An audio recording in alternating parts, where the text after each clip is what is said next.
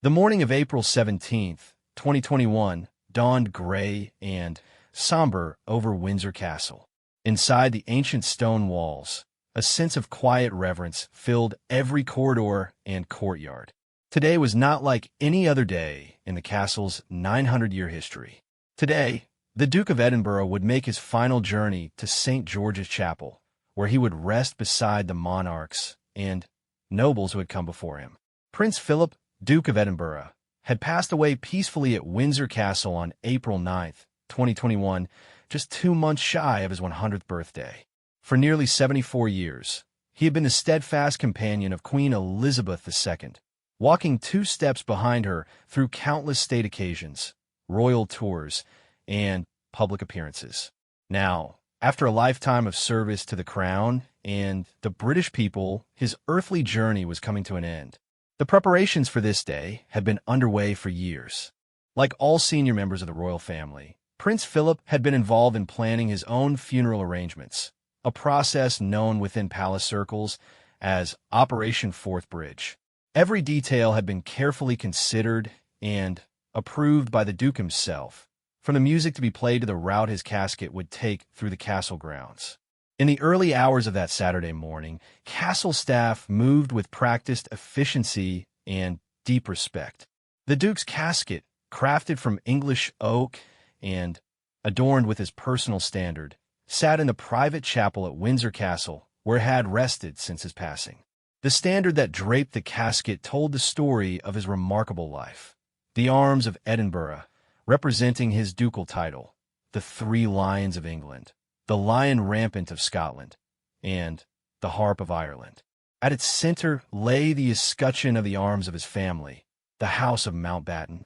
The Queen had chosen to hold a private funeral, partly due to the restrictions imposed by the COVID-19 pandemic, but also in keeping with her husband's wishes for a ceremony that reflected his naval background and no-nonsense approach to life. Only 30 people would be permitted to attend, a sharp contrast to the grand state funeral that might have been expected for someone of the Duke's stature. As the morning progressed, members of the royal family began to arrive at Windsor Castle. Each carried the weight of personal grief while maintaining the dignity expected of their positions. Prince Charles, the heir to the throne, arrived with his wife Camilla, both dressed in mourning black.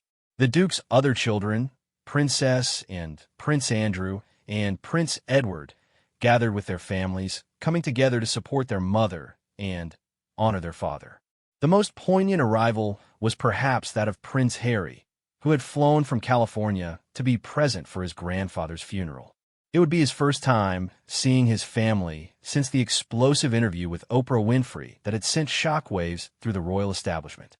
Despite the tensions and public rifts, today was about setting aside differences and coming together as a family to mourn their patriarch. Prince William arrived with his wife Catherine, both maintaining the composure that had become their hallmark during public appearances. For William, this was particularly difficult. Prince Philip had been not just a grandfather, but a mentor figure who had helped guide him through the challenges of royal life after the death of his mother, Princess Diana. Inside the castle, the Queen prepared for what would undoubtedly be one of the most difficult days of her long reign. At 94 years old, she was about to say goodbye to the man who had been her strength and stay for more than 7 decades. Palace staff noted that Her Majesty appeared remarkably composed, drawing on the same inner strength that had sustained her through countless challenges during her reign. The Duke's casket was not ornate in the way that many royal coffins had been. In keeping with his practical nature and naval background, it was elegantly simple. The only decorations were his naval cap and sword, placed carefully on top of the standard, and a wreath of white flowers chosen personally by the Queen. The flowers, white lilies, small white roses, white freesias, and white sweet peas, held special meaning, as they were the same blooms that had been in the Queen's wedding bouquet in 1947. As the appointed time approached, the castle's curfew tower bell began to toll. Each stroke echoed across the grounds, a solemn announcement that the ceremony was about to begin. The sound seemed to hang in the air, mixing with the gentle spring breeze that rustled through the ancient oak trees surrounding the castle. The route from the private chapel to St. George's Chapel had been carefully planned to honor the Duke's military service while respecting the current health restrictions. Unlike the grand processions that typically marked royal funerals, this would be an intimate journey through the castle's quadrangle, witnessed only by members of the household division who would line the route in tribute. Representatives from the regiments and organizations most closely associated with Prince Philip took their positions along the route. The Grenadier Guards, of which he had been colonel for 42 years, stood at attention in their distinctive red tunics and bearskin hats. Members of the Rifles, the Royal Marines, and the Royal Navy were also present, representing the various military appointments the Duke had held throughout his life of service. As the final preparations were completed, there was a sense that history was about to unfold. This was not just the funeral of a royal consort, but the end of an era. Prince Philip had been present at virtually every major moment in the Queen's reign, from her coronation in 1953 to the celebration of her Platinum Jubilee. He had witnessed the transformation of Britain from a post-war nation rebuilding itself to a modern, diverse society finding its place in the 21st century. The Duke's legacy was written in the thousands of organizations he had patronized, the countless young people he had inspired through the Duke of Edinburgh's award scheme, and the unwavering support he had provided to his wife in her role as monarch. As his casket prepared to make its final journey, those gathered understood they were not just witnessing a funeral, but marking the end of one of the most significant partnerships in British royal history. The clock moved steadily toward the appointed hour, and across the United Kingdom and the Commonwealth realms, millions of people prepared to watch as the Duke of Edinburgh began his final journey to St. George's Chapel, where he would take his place among the centuries of royalty who had found their eternal rest within its ancient walls. At precisely 3 o'clock in the afternoon, the great doors of the private chapel at Windsor Castle opened with a quiet solemnity that seemed to echo through the ages. The moment that palace officials, military personnel, and the royal family had been preparing for had finally arrived. The Duke of Edinburgh's casket would now begin its carefully choreographed journey to St. George's Chapel. 8 members of the Grenadier Guards emerged from the chapel, moving with the precision and dignity that had been rehearsed countless times. They bore the weight of the oak casket on their shoulders, each step measured and deliberate. The Duke's naval cap sat atop the casket, positioned perfectly beside his ceremonial sword, both symbols of a lifetime dedicated to duty and service. The personal standard that draped the casket caught the afternoon light, its rich colors telling the story of a man who had served not just one nation, but an entire commonwealth. The bearer party moved slowly through the castle's ancient corridors, their footsteps muffled on the stone floors that had witnessed centuries of royal ceremonies. Palace staff lined the route inside the castle, their heads bowed in respect. Many had worked alongside the Duke for decades, witnessing his quick wit, his genuine interest in their work, and his sometimes gruff but always caring demeanor. For them, this was not just the funeral of a royal figure, but the loss of someone who had been part of their daily lives at Windsor. As the procession emerged into the bright daylight of the quadrangle, a specially modified Land Rover came into view. This was no ordinary hearse, but a vehicle that perfectly captured the Duke's character and preferences. Prince Philip himself had spent 16 years working with Land Rover engineers to design this unique funeral vehicle. The dark green Land Rover Defender had been adapted to carry his casket, with special fittings and a flatbed that would allow the coffin to be displayed with appropriate dignity. The choice of the Land Rover was deeply personal and symbolic.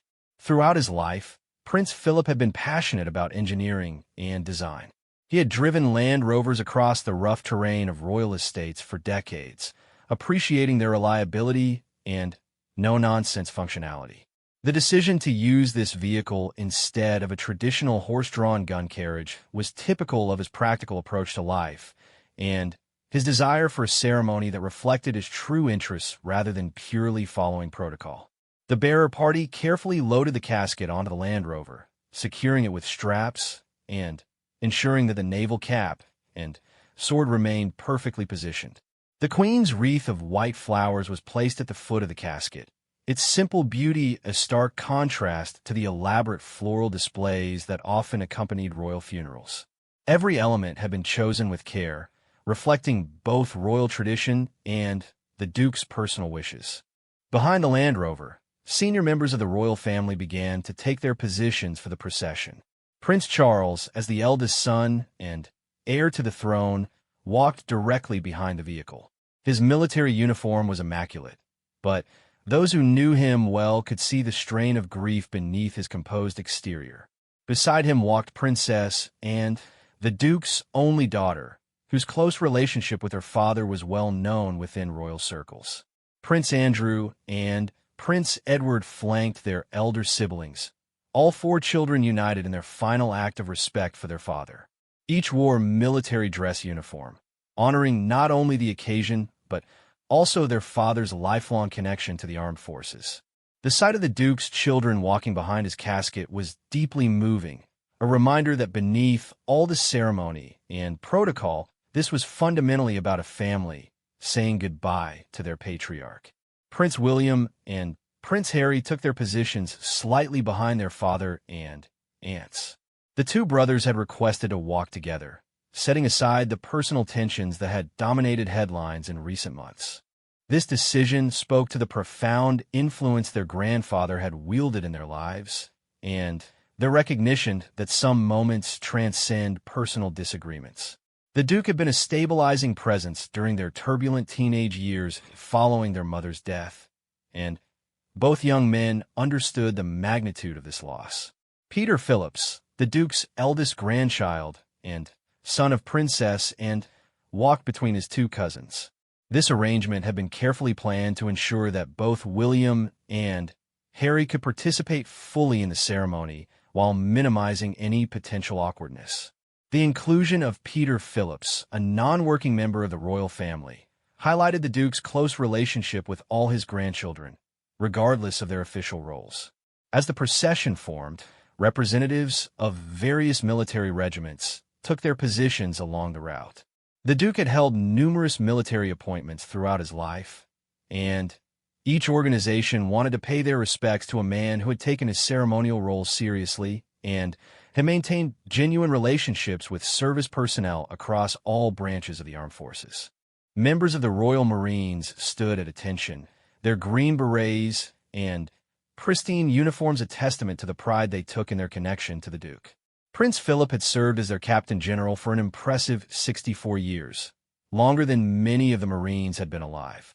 His understanding of military life, gained through his own naval service during World War II, had made him a respected figure among service personnel who appreciated that their royal patron truly understood their experiences and challenges.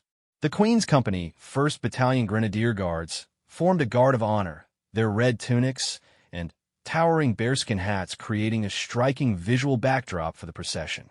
These were the same guards who had protected royal residences and participated in state ceremonies for generations, and their presence added weight and tradition to the proceedings. As the procession prepared to move, a profound silence settled over Windsor Castle. The only sounds were the gentle rustling of leaves in the spring breeze and the distant tolling of the curfew tower bell.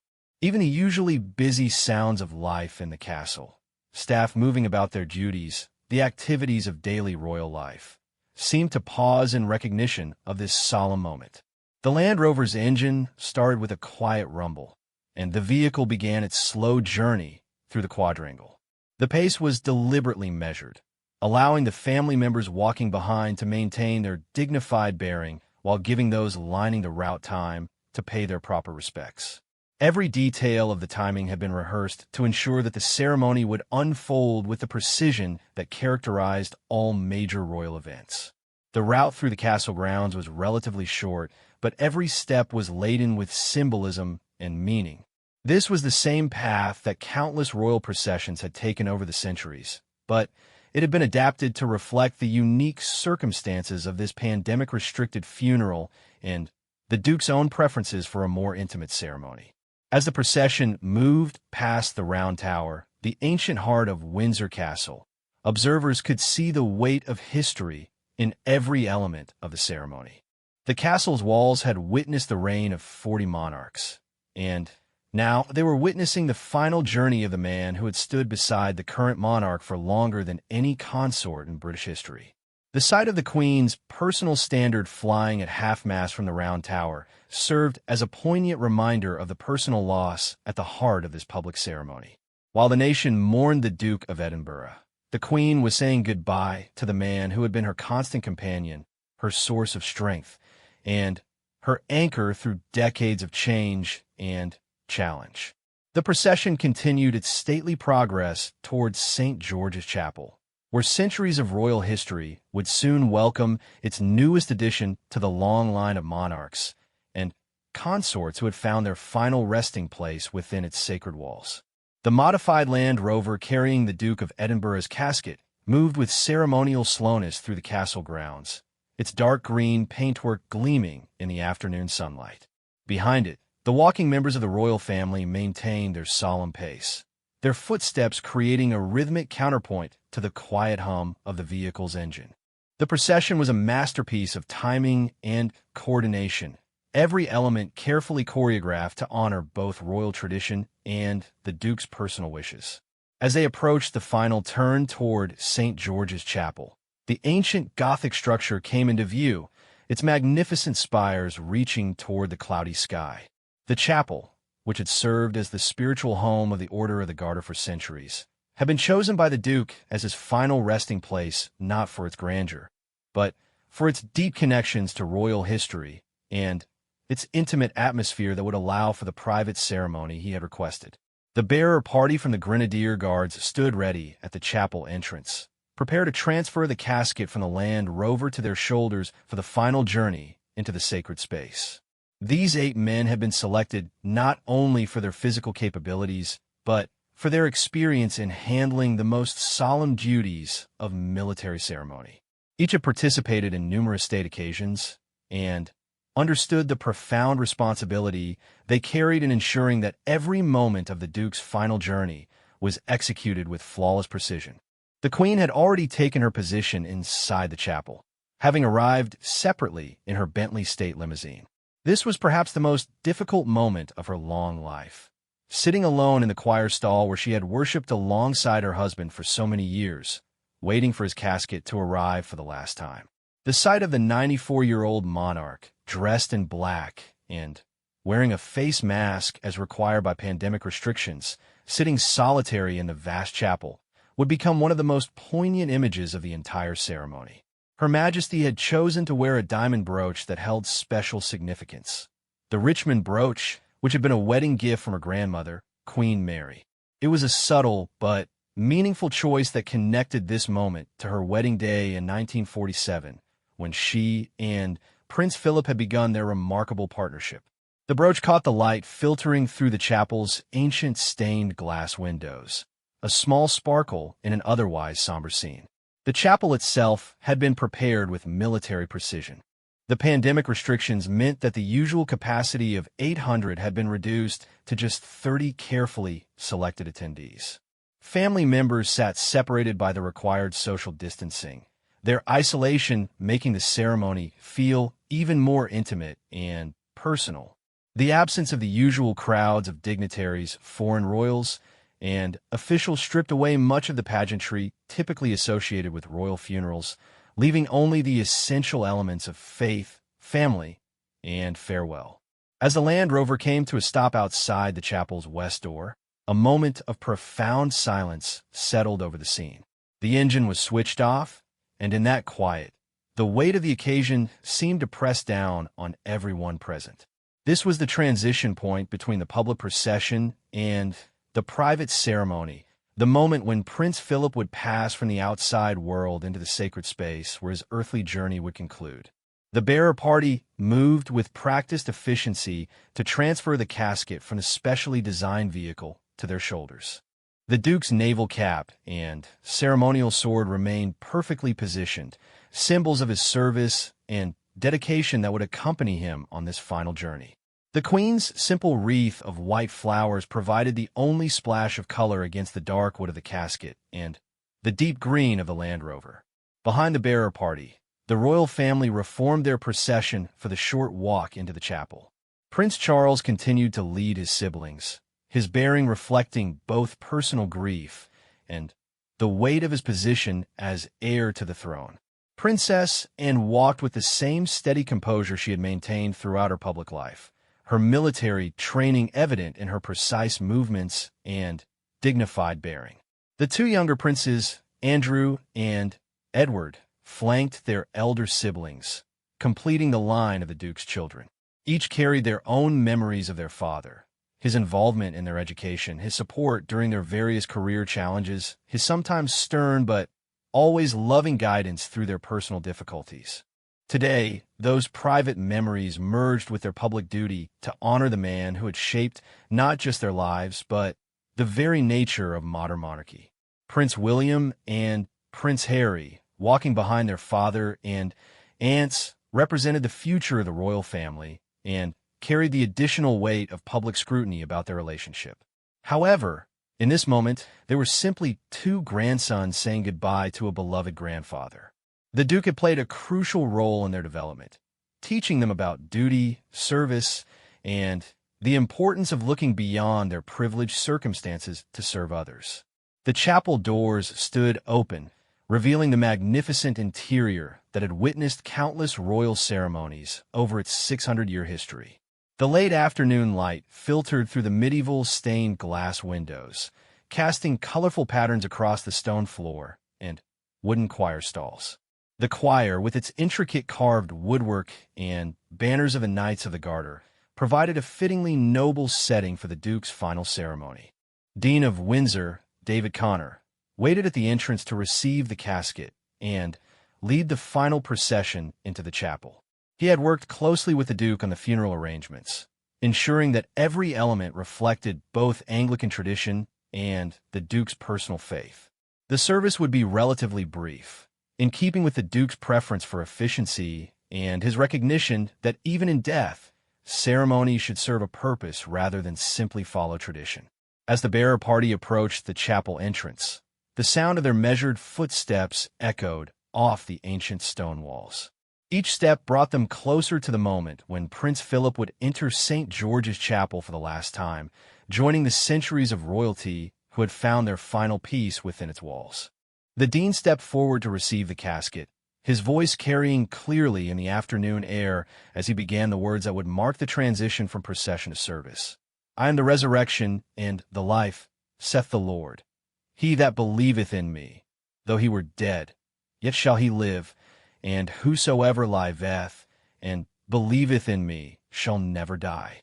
These ancient words, spoken at countless funerals over the centuries, took on special poignancy as they welcomed the Duke of Edinburgh into the chapel, where he would rest beside the monarchs and nobles who had preceded him. The combination of timeless ritual and personal grief created a moment of profound significance that transcended the specific circumstances of this pandemic-restricted ceremony.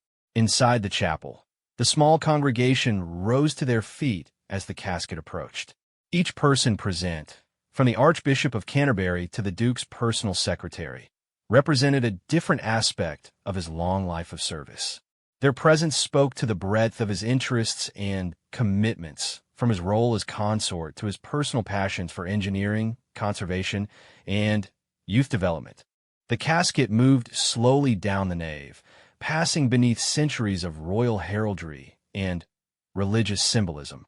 The banners of the Knights of the Garter hung motionless in the still air, while the afternoon light continued to stream through the stained glass windows, creating an almost ethereal atmosphere for the Duke's final journey to the altar where his funeral service would soon begin.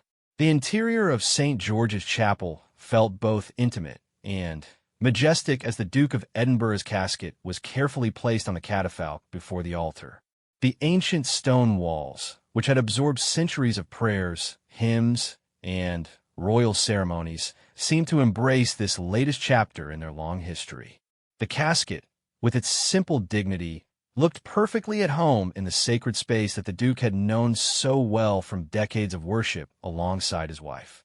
The Queen sat alone in the sovereign stall, her black outfit and face mask a stark reminder of the unusual circumstances surrounding this farewell. Royal protocol typically would have placed her husband's family around her for support, but pandemic restrictions meant that even in grief, social distancing must be observed.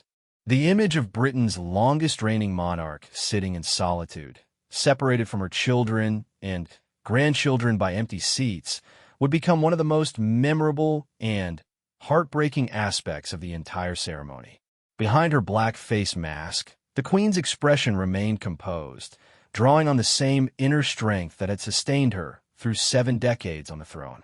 She clutched a small black handbag on her lap, the same bag she had carried to countless state occasions alongside her husband. Inside, palace sources would later reveal, she carried a personal photograph of Prince Philip and a handwritten note she had composed for this moment, though its contents would remain private forever. The Dean of Windsor began the service with words that had comforted generations of mourners. "We have come together to commit into the hands of God the soul of his servant Philip, Duke of Edinburgh." His voice carried clearly through the chapel, reaching every person in the carefully spaced congregation. The Dean had known the Duke personally for many years and had worked closely with him to ensure that this service would reflect his faith, his character, and his wishes for how he should be remembered. The first hymn, "Eternal Father, Strong to Save," filled the chapel with its familiar melody. This naval hymn held special significance for the Duke, whose wartime service in the Royal Navy had shaped much of his character and worldview. The words, "O hear us when we cry to thee, for those in peril on the sea," resonated with particular meaning for a man who had served his country during some of its darkest hours and had maintained his connection to the Navy throughout his long life. The small congregation sang with restrained emotion, their voices blending in the acoustic perfection of the medieval chapel. Princess Anne's clear soprano voice could be heard distinctly, having inherited her father's love of music and his ability to sing confidently in public.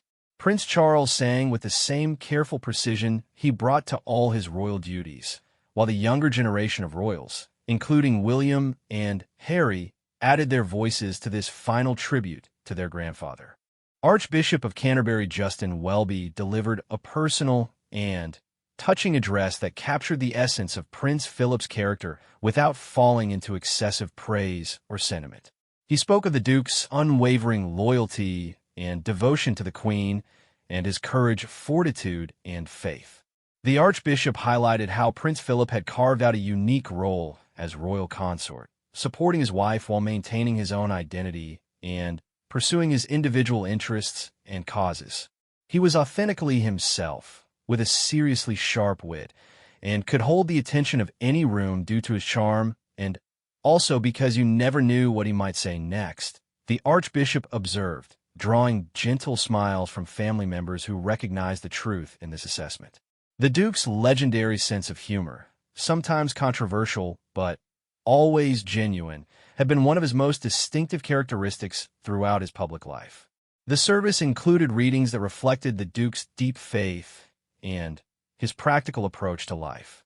The Ecclesiastes passage, "To everything there is a season, and a time to every purpose under heaven," seemed particularly appropriate for someone who had lived such a full and varied life across nearly a century. The words about a time to be born and a time to die carried special weight in the context of the Duke's long journey from his birth as a Prince of Greece and Denmark to his final rest as a pillar of the British royal family.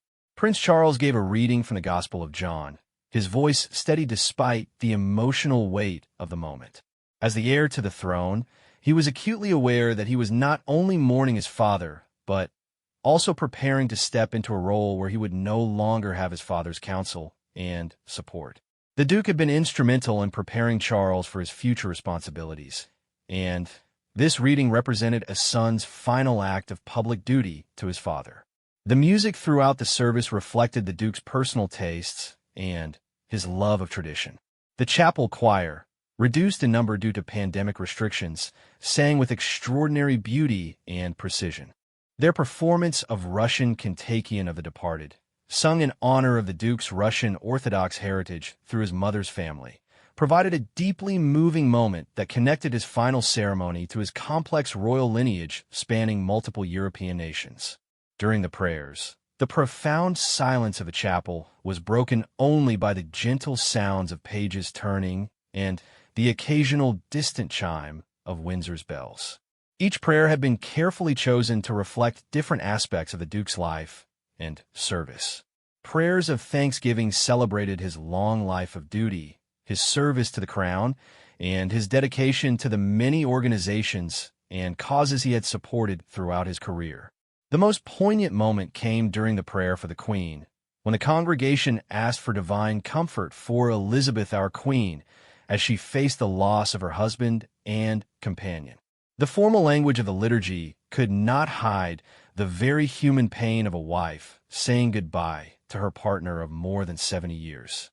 In that moment, the Queen was not the sovereign, but simply a grieving widow, supported by her faith and the prayers of those who loved and respected both her and her husband. The service also included a period of silence in which each person present could offer their private thoughts and memories. Family members used this time to recall personal moments with the Duke, his advice, his humor, his interest in their lives and activities. Staff members remembered his curiosity about their work, his appreciation for their service, and his ability to remember details about their families and concerns.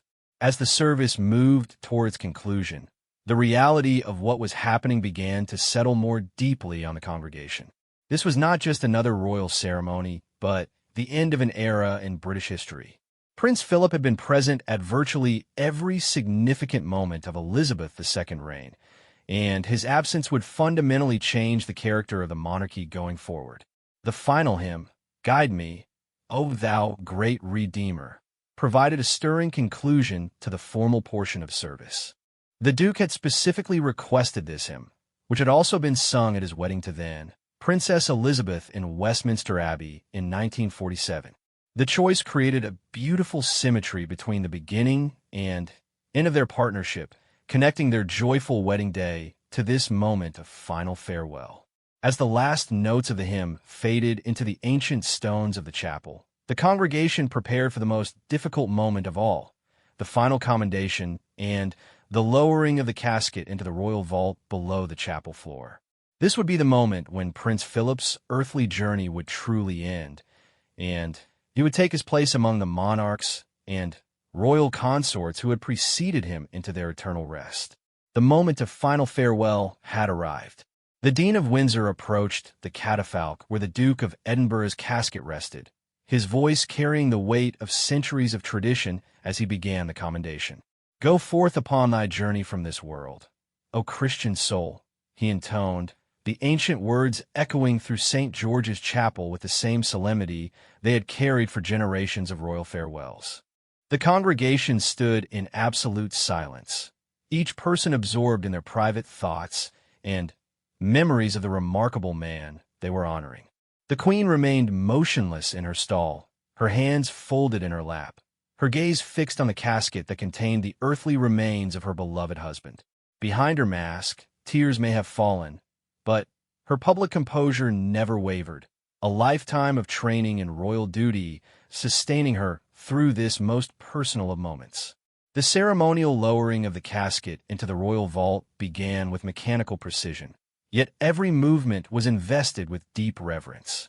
The vault beneath the chapel floor had been the final resting place for royalty since 1810, and now it would receive another distinguished occupant.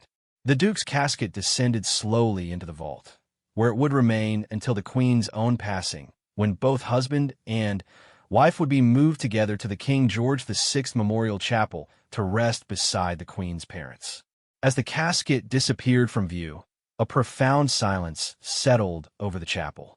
This was the moment when Prince Philip's physical presence finally left the world above, taking with it decades of memories, service, and devotion. The mechanical sounds of the lowering mechanism seemed to emphasize the finality of the moment, marking the definitive end of an era in British royal history. The last post, played by a solitary bugler, pierced the silence with its haunting melody. The notes seemed to hang in the air of the ancient chapel, each one carrying the weight of military tradition and the honor due to a man who had served his country in war and peace for more than 7 decades. The bugle call had marked the end of countless military lives over the centuries, but rarely had it bid farewell to someone who had witnessed and shaped so much history. Following the last post came 2 minutes of silence that felt both eternal and fleeting. In those moments, the congregation reflected not only on the Duke's death, but on the extraordinary life that had preceded it.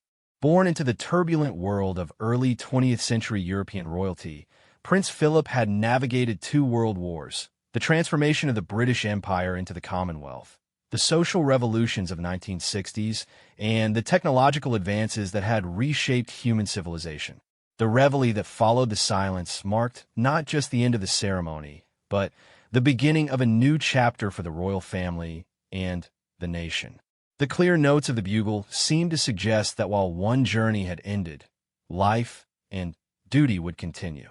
The monarchy would adapt and endure as it had for more than 1,000 years, drawing strength from tradition while embracing necessary change. The national anthem, God Save the Queen, provided a fitting conclusion to the service, its familiar melody carrying special poignancy in this context. The words took on new meaning as they were sung for a queen who was not only the nation's monarch, but a widow facing the future without her constant companion. The congregation's voices rose together one final time, expressing both loyalty to their sovereign and sympathy for her personal loss. As the final notes of the anthem faded, family members began to file out of the chapel in order of precedence. Prince Charles led the procession, his bearing reflecting both the dignity of his position and the weight of his new role as the senior male member of the royal family. Behind him, his siblings maintained the same composed demeanor they had shown throughout the ceremony, each carrying their private grief while fulfilling their public duties. Prince William and Prince Harry walked together once again, their temporary unity in honoring their grandfather offering a glimpse of the family solidarity that existed beneath the public tensions. For both young men, this represented the loss of an important mentor and guide who had helped shape their understanding of duty, service, and royal responsibility. The Queen was the last to leave the chapel, taking a moment to look back at the altar where her husband's casket had rested. This final glance seemed to encompass not just the events of this day, but the entire span of their life together, from their first meeting when she was just 13 years old, through their wedding day, the birth of their children, the challenges and triumphs of her reign, and all the private moments that had sustained their partnership through 7 decades of change. Outside the chapel, the spring afternoon was drawing toward evening. The crowds that would normally have gathered for such a significant royal event were absent, restricted by pandemic guidelines. But across the United Kingdom and the Commonwealth, millions of people had watched the ceremony on television or listened on radio. The intimate nature of the funeral had, paradoxically, made it more accessible and moving for many viewers who felt they were witnessing a genuinely personal moment of farewell rather than a grand state occasion. The modified Land Rover that had carried the Duke's casket to the chapel sat empty now, its purpose fulfilled. The vehicle would later be moved to a place of honor, preserved as a testament to Prince Philip's involvement in its design and his practical approach to even the most ceremonial aspects of royal life. It stood as a perfect symbol of the man who had preferred functionality over ostentation, substance over show. As evening approached and the immediate family gathered for private reflection, the broader impact of Prince Philip's death began to settle on the nation and the Commonwealth. Flags that had flown at half-mast for the past week would soon return to their full height, but the influence of his life and work would continue to resonate through the organizations he had supported, the young people he had inspired, and the institution of monarchy he had helped to modernize. The Duke of Edinburgh award scheme, perhaps his greatest personal legacy, would continue to challenge and inspire young people across the world. The environmental conservation work he had pioneered would carry forward through new generations of advocates. The modernization of the royal family's approach to public engagement, which he had championed, would remain part of their ongoing evolution. For the Queen, the days ahead would require enormous adjustment. For more than 70 years, Prince Philip had been her closest advisor, her strongest supporter, and her most trusted companion. Palace staff would need to adapt to supporting a monarch who, for the first time in her adult life, will be facing the challenges of her role without her husband's counsel and support. The children and grandchildren who had gathered to honor Prince Philip would return to their own lives and duties, carrying with them the lessons he had taught and the example he had set.